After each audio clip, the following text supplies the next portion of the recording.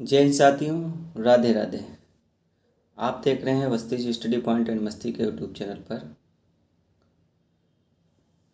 आज हम डिस्कस करेंगे कि हम जो अपना नया सब्जेक्ट है इतिहास इतिहास को कैसे पढ़ना है, कौन से टॉपिक ज़्यादा महत्वपूर्ण है, इस तरीके से हम स्टार्ट करेंगे। तो सबसे पहले स्टार्ट करते हैं कि इतिहास को हम पढ़ेंगे कैसे, क्या सिलेबस है, कैसे सिलेबस कवर करेंगे और कौन सा पार्ट सबसे महत्वपूर्ण है उसको हम पहले कवर करेंगे। ये सब बात हम बताएंगे। तो सबसे पहले जो भी नए आए हैं वीडियो पे वो चैनल को सब्सक्राइब कर दें, और जो भी हमारे पुराने हैं स्टूडेंट वो वीडियो को शेयर कर दें, जिससे जो भी हिस्ट्री पढ़ने वाले हैं उनको ये नोटिफिकेशन पहुंचता रहे। और बेल आइकन को ऑन करके रखें, जिससे कि कोई भी क्लास अपडेट होती है तो सीधा नोटिफिकेशन आपके मोबाइल पर सबसे पहले पहुंच जाता है। तो अब डिस्कस करते हैं हम अपने आज का टॉपिक जो हमने रखा है कि इतिहास के अंदर हम क्या क्या पढ़ेंगे, इतिहास के अंदर हम क्या क्या पढ़ेंगे। तो यही हमको डिस्कस करना है। तो इतिहास सबसे पहले हम जानेंगे कि इतिहास क्या है, इतिहास के बारे में जानेंगे, इतिहास कैसे पढ़ेंगे, सिलेबस कैसे कवर करेंगे, ये सब हम आपको बताएंगे। और कौन सा टॉपिक हम सबसे पहले लेने वाले हैं, कौन सा टॉपिक हम सबसे पहले लेने वाले हैं, इस चीज़ को हम स्टार्ट करते हैं। तो शुरू करते हैं। जैसे हमें सबसे पहले अपना हिस्ट्री को हमने कितने पार्ट में बांट दिया है, हिस्ट्री को हमने 3 पार्ट में बांटा है। हिस्ट्री को हमने कितने पार्ट में बांटा है, 3 पार्ट में बांटा है। पहला हमने क्या कहा, प्राचीन इतिहास। पहला हमने पार्ट बांधा प्राचीन इतिहास, ठीक है। और दूसरे हमने मध्यकालीन, दूसरे में हमने क्या पढ़ा है, मध्यकालीन। और तीसरा हमारा पार्ट है आधुनिक इतिहास, आधुनिक, ठीक है। तो इस तरीके से हमने ये पार्ट में बांटा है, 3 पार्टों में हिस्ट्री को बांटा है। जो भारतीय इतिहास है इसमें सबसे पहले हमने क्या पढ़ा, प्राचीन इतिहास, फिर मध्यकालीन इतिहास और उसके बाद आधुनिक इतिहास। इसमें सबसे ज़्यादा वेटेज होता है आधुनिक इतिहास का। अगर कोई भी एग्ज़ाम है जिसमें 10 क्वेश्चन मान लो आते हैं हिस्ट्री से, 10 क्वेश्चन मान लेते हैं हिस्ट्री से आते हैं, तो प्राचीन इतिहास से 2 क्वेश्चन आएंगे और 2 ही क्वेश्चन मध्यकालीन इतिहास से आएंगे, और बाकी 6 के 6 क्वेश्चन आते हैं आधुनिक इतिहास से। तो ये वेटेज बहुत बड़ा अंतर है। इस चीज़ को भी ध्यान में रख के हमको पढ़ना चाहिए कि किस पोर्शन से हमारा क्वेश्चन ज़्यादा कवर होता है। तो आप कोई भी एग्ज़ाम दें, कहीं कहीं तो एंशियंट हिस्ट्री का कोई पार्ट ही नहीं दिया होता है और सिलेबस में सिर्फ ये डाल देते हैं भारतीय राष्ट्रीय आंदोलन। आपने पेट का सिलेबस देखा होगा, बीपीएससी, टेट, सुपर टेट, इसमें ज़्यादातर जो लिखा है वो आधुनिक भारतीय राष्ट्रीय आंदोलन लिखा है, तो वो आधुनिक इतिहास का ही पार्ट है। तो इस तरीके से ये सिलेबस डिफाइन करते हैं। तो कहीं कहीं तो प्राचीन मध्यकालीन से कोई क्वेश्चन ही नहीं आता है, लेकिन ज़्यादातर जब क्वेश्चन कॉमन से रूप से आते हैं तो ये इस तरीके से डिवाइड करते हैं। 2 क्वेश्चन आते हैं प्राचीन इतिहास से, मध्यकालीन इतिहास से 2 क्वेश्चन और आधुनिक इतिहास से 6 क्वेश्चन। तो लगभग मान के चलो कि अगर कोई भी एग्ज़ाम है तो उसमें 40% अकेले आधुनिक इतिहास से आराम से आता है, कहीं कहीं 50-60% भी निकल जाता है और कहीं कहीं 100% आधुनिक इतिहास। तो कहने का मतलब यही हुआ है हमारा कि अगर आपको हिस्ट्री पढ़ना है तो सबसे पहले कमांड किस पर करनी पड़ेगी, आधुनिक इतिहास पे। अगर आपको पेपर अच्छा करना है तो आधुनिक इतिहास का हर पॉइंट कवर करना पड़ेगा, क्योंकि आधुनिक इतिहास ये इतिहास है जो अभी कुछ ही समय, कुछ ही वर्षों पहले बीता है, और इसमें सबसे ज़्यादा जब अंग्रेज पीरियड आ जाता है वहाँ से स्टार्ट होता है, और उसी के समय से ये आधुनिक स्टार्ट के बारे में हम पढ़ते हैं। तो वहाँ से क्वेश्चन ही आते आते हैं, चाहे वायसराय से क्वेश्चन पूछा जाए, चाहे गवर्नर से क्वेश्चन पूछा जाए, चाहे कांग्रेस से क्वेश्चन पूछा जाए, चाहे बंगाल विभाजन से क्वेश्चन पूछा जाए, चाहे अधिवेशन से क्वेश्चन पूछा जाए, चाहे चौरी चौरा कांड की घटना, असहयोग आंदोलन, चंपारण, ये सब किसका पार्ट है, ये सब आधुनिक इतिहास का पार्ट है। तो हमारा भी यही रीजन है कि हम पहले सबसे पहले क्या स्टार्ट करने वाले हैं। तो सबसे पहले हम स्टार्ट करने वाले हैं, सबसे पहले हम स्टार्ट करेंगे आधुनिक इतिहास। आधुनिक इतिहास स्टार्ट करने का मूल मकसद यही है कि इससे क्वेश्चन ज़्यादा आते हैं। आप मान के चलो कोई भी एग्ज़ाम है जिसमें अगर हिस्ट्री आ रही है तो तीनों पार्ट आ रहे हैं, तो 50% अकेले आधुनिक इतिहास से जो भी क्वेश्चन हिस्ट्री के आएंगे उसमें से देख लेना 50% आधुनिक हिस्ट्री से ही क्वेश्चन आते हैं, और उसमें भी सबसे महत्वपूर्ण टॉपिक आता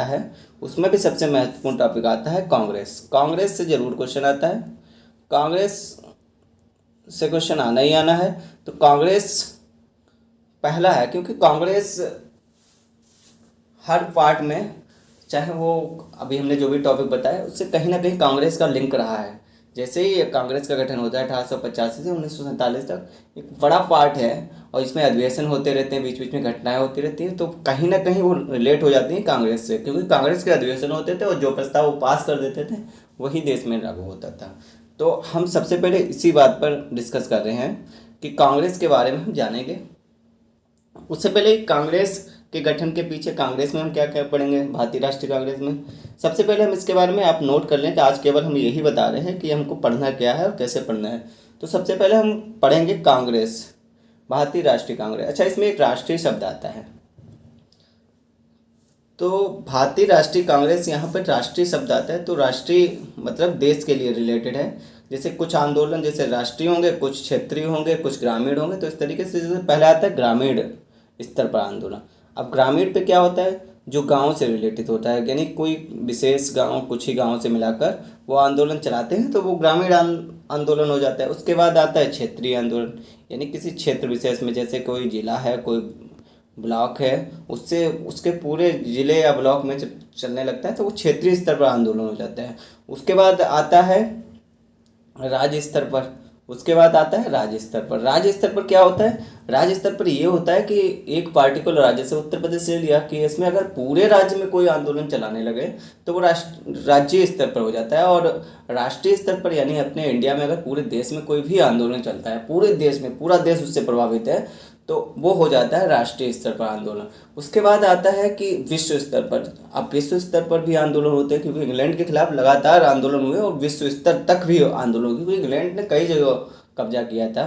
और सबसे बड़ी बात है, एक नेपाल ऐसा देश था जो कि काफ़ी आसपास के सभी देशों पर कब्जा था, लेकिन नेपाल पर कब्जा नहीं कर, छोटा सा देश उस पर कब्जा जरूर नहीं कर पाए। और नेपाल ही ऐसा देश है जिस पर किसी ने अधिकार नहीं किया, वो स्वतंत्र ही रहा हमेशा। तो ये उसकी क्वालिटी रही है, छोटा सा देश है लेकिन अपनी नीतियों में स्पष्ट रहा है और वो अभी तक किसी का गुलाम नहीं हुआ है। ये बहुत ही बड़ी बात है, क्योंकि भारत जब गुलाम हुआ था उसके पड़ोस में ही नेपाल था, लेकिन नेपाल किसी के अधीन नहीं रहा।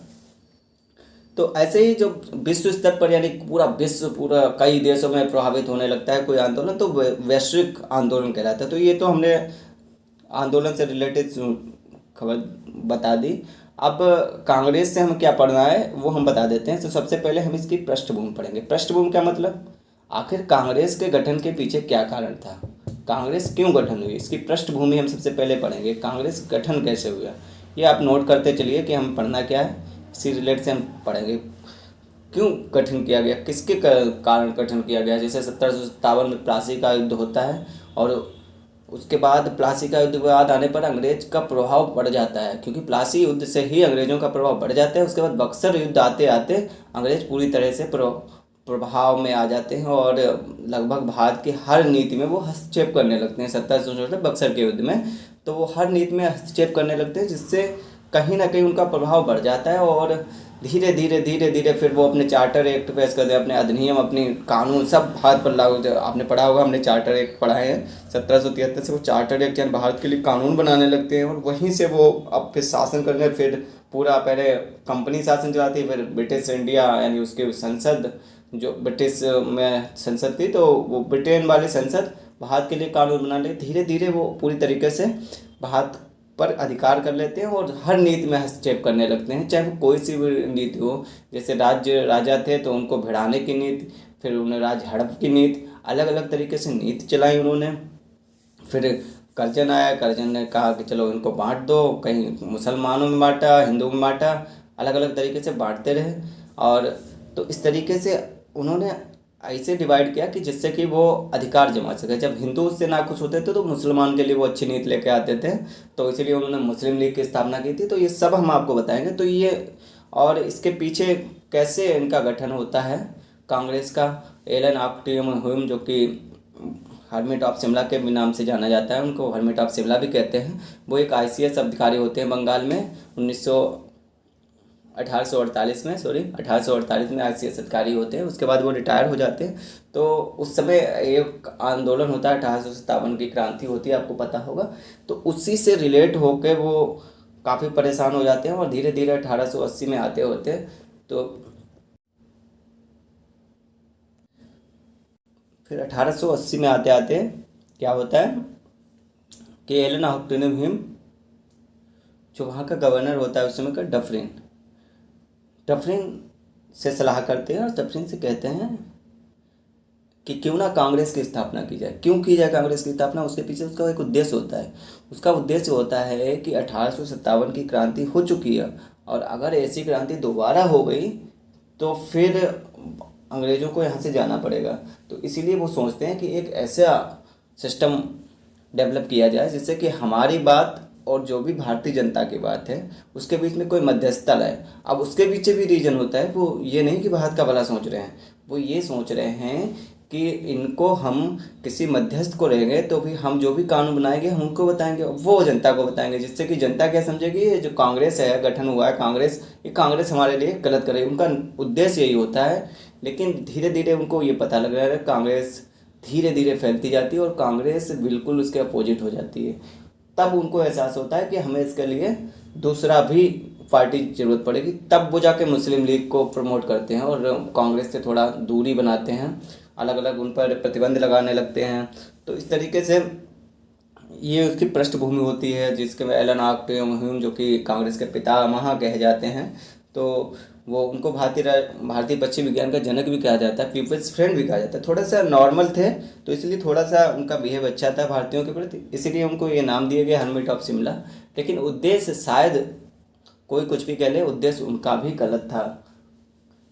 इसके लेकर अलग अलग फिर उसके बाद आता है कांग्रेस के गठन के सिद्धांत। आपको पढ़ना पड़ेगा कांग्रेस के गठन के सिद्धांत। दूसरा टॉपिक हम पढ़ेंगे कांग्रेस के गठन के सिद्धांत पढ़ेंगे, गठन के सिद्धांत। ये नोट करते चलना, इसी तरीके से हम कवर करेंगे और इसमें सब कुछ कवर होता चलेगा अपना। तो कांग्रेस के गठन के सिद्धांत हम कवर करेंगे। उसके बाद इस सिद्धांत, जैसे किसी ने कुछ कहा कि हमने कहा कि कपट का सिद्धांत है, तो अलग अलग तरीके से आते हैं।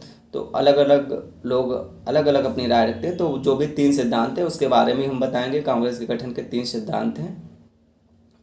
स्वेच्छा कपट का सिद्धांत इस तरीके से उन्होंने दिया है, तो अलग अलग लोगों ने दिया है। इसके बारे में हम डिटेल से बताएंगे, इसकी आपको चिंता नहीं करनी है। अभी हम केवल ये बता रहे हैं ऊपरी ऊपरी कैसे हमको पढ़ना है। तो कांग्रेस के गठन के सिद्धांत हो जाते हैं, फिर कांग्रेस का गठन होता है वो हम पढ़ेंगे, और कैसे भारतीय राष्ट्रीय संघ भारतीय राष्ट्रीय कांग्रेस हो जाता है, क्यों दादा भाई नेहरू अधिवेशन के पहले ही अधिवेशन में जो भारतीय राष्ट्रीय संघ होता है उसको भारतीय राष्ट्रीय कांग्रेस का नाम का प्रस्ताव पास करा देते हैं और नाम बदलकर भारतीय राष्ट्रीय कांग्रेस कर देते हैं। तो स्टार्टिंग में तो वो भारतीय राष्ट्रीय संघ था, लेकिन बाद में क्या बन जाता है भारतीय राष्ट्रीय कांग्रेस। दादा भाई नेहरू ओल्ड मैन, भारतीय ओल्ड मैन है, उनको ओल्ड मैन नाम से जाना था, great old man of India. तो दादा भाई नेहरू इसका प्रस्ताव लेते हैं। तो धीरे धीरे ये बदलता रहता है, इसके बारे में बताएंगे। फिर हम क्या पढ़ेंगे, उसके बाद हम पढ़ेंगे कांग्रेस के प्रमुख नेता कह लो या प्रमुख व्यक्तित्व कह लो, जो भी आप कहना चाहो।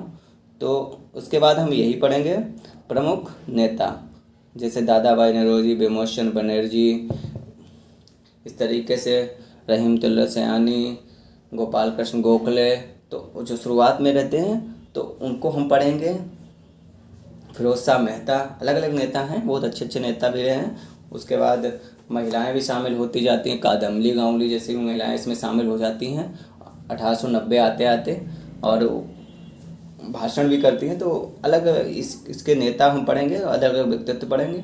उसके बाद हम इसके अधिवेशन स्टार्ट करेंगे। इसमें महत्वपूर्ण टॉपिक है अधिवेशन, उसमें हम अधिवेशन पढ़ेंगे। तो ये बहुत डिटेल से हम आपको बताएंगे, इसीलिए हम अलग अलग टॉपिक में भी आपको डिवाइड करके बता रहे हैं कैसे हमको ये पढ़ना है हिस्ट्री के लिए। भारतीय राष्ट्रीय कांग्रेस, फिर अधिवेशन हम स्टार्ट करेंगे, अधिवेशन में क्या क्या घटना हुई, तो अधिवेशन। और फिर उसके बाद मुख्य लास्ट में हम इसके कांग्रेस से रिलेटेड जो भी मुख्य तथ्य हैं, यानी किसने क्या कहा, इस तरीके से कथन, भारतीय राष्ट्रीय कांग्रेस से रिलेटेड कथन कि किसने कांग्रेस के बारे में क्या क्या, जैसे क्षय रोग से पीड़ित है, अल्पसंख्यकों का प्रतिनिधित्व करती है, ऐसे कथन आते हैं ना, पूछे जाते हैं, तो हम उनके बारे में बताएंगे। तो इस तरीके से हम इतना भारतीय राष्ट्रीय कांग्रेस से कवर करेंगे, और उसके बाद आप कोई भी एग्जाम दे के लिख लेना, प्रैक्टिस सेट उठा के लिख लेना, क्वेश्चन गलत नहीं होगा, लेकिन बस ये ध्यान से समझना है। तो आज हमने आपको बता दिया कि हम हिस्ट्री में पहले हम क्या पढ़ेंगे, मॉडर्न हिस्ट्री, और मॉडर्न हिस्ट्री में सबसे पहले हम क्या पढ़ेंगे, भारतीय राष्ट्रीय कांग्रेस। क्योंकि अगर 50% आती है हिस्ट्री, मॉडर्न हिस्ट्री, तो उसमें से 30% भारतीय राष्ट्रीय कांग्रेस से क्वेश्चन आते ही आते हैं। तो ये ध्यान रखना है, इसी को रिलेट करके हम तैयार करेंगे। और पहला टॉपिक होगा भारतीय राष्ट्रीय कांग्रेस। आज 8:30 बजे आपको लाइव भी आना है, जिसके बारे में हम थोड़ा सा RCWP के बारे में डिस्कस करेंगे, और जो भी आपकी क्यूरीज होंगी आज उस पर डिस्कस करेंगे। तो वीडियो को अधिक से अधिक शेयर करना है, लाइक करना है, और चैनल को सब्सक्राइब करना है, और लोगों को भी जोड़ना है, जिससे कि क्लास में थोड़ा सा कंपटीशन बने, हेल्दी कंपटीशन। हेल्दी कंपटीशन का मतलब ये है कि ईर्ष्या देश से नहीं, बल्कि एक दूसरे से जल्दी क्वेश्चन बताने का ये होना चाहिए, कि ये नहीं कि हाँ उसने जो बहुत जल्दी वो कर दिया, ये कर दिया, वो नहीं। हेल्दी कंपटीशन होगा, ईमानदारी से करना। और RCWP पर हम चर्चा करेंगे, जिसके लिए हमने रजिस्ट्रेशन शुरू किया था, उसमें भी रजिस्ट्रेशन कंप्लीट नहीं हुए हैं, तो उस पर भी आज 8:30 बजे लाइव आके हम चर्चा करेंगे। तो उस समय भी आपको लाइव आना है, और इस वीडियो को शेयर करना है जो भी हिस्ट्री पढ़ने वाले हिस्ट्री। और एक चीज़ और हम आपको बता रहे हैं कि जो हमने अभी तक हिंदी हम क्लास लेते हैं, 3 क्लासें हिंदी की हम ले लें, 3 चैप्टर कंप्लीट हो गए, और स्टैटिक जीके की लगभग हम 12 क्लासें ले चुके हैं।